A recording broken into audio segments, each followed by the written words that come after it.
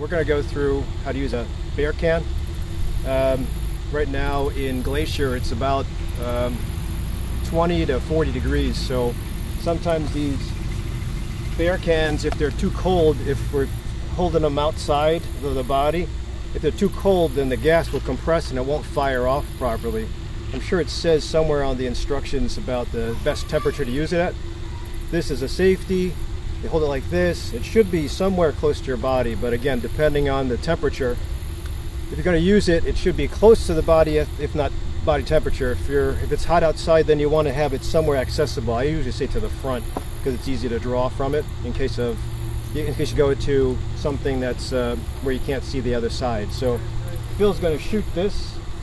Phil's going to take off the safety. That's that glow-in-the-dark thing. Then we're going to try, there's a little bit left in here, so hopefully the wind is going this way according to the flag, so you don't want to stand and fire with the wind because it'll come back to you. In emergency it doesn't matter, but hopefully if we can hit that tree, spray in that direction, then you'll have a wide enough spray of the pepper that whatever's coming our way will be deterred. So whenever you're ready, just empty out the can. Cool. So just don't touch because it's got the stuff on it. Yeah.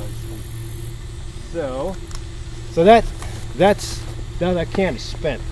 Just hold it like you're doing it, and the can is spent. And the OC, why don't you show the camera, the OC comes up in a different color. It's actually peppered, so you'll see it as red.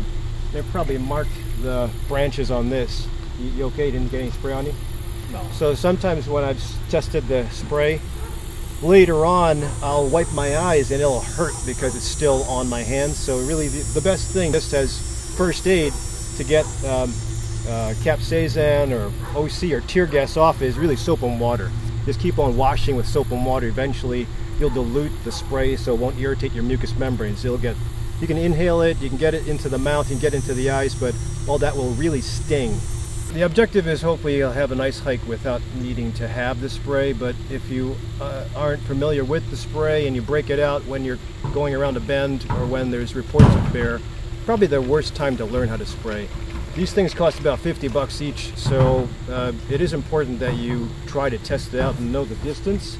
So that wasn't too far. You were able to stand, that's probably what, 30 feet, 20 feet? Can says 35 feet. 35 feet, and if you have anything charging, or even if you have something small, that will be done in 5 seconds. Yeah, so you should always have backup, and I think everybody should carry the bear spray. As far as where they put it, that's up to your guide, but just have it accessible, know what you're doing with the spray, and hopefully you'll not need it and have a good hike.